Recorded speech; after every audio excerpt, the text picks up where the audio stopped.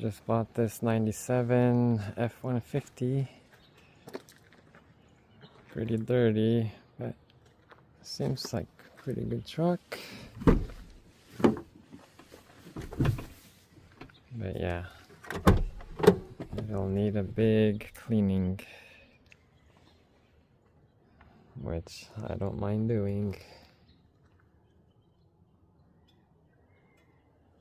Cool beans.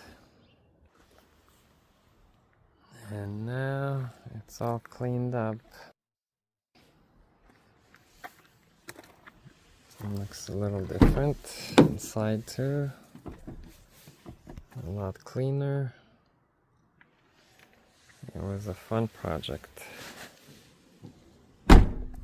Especially the wheels were very dirty and hard to clean.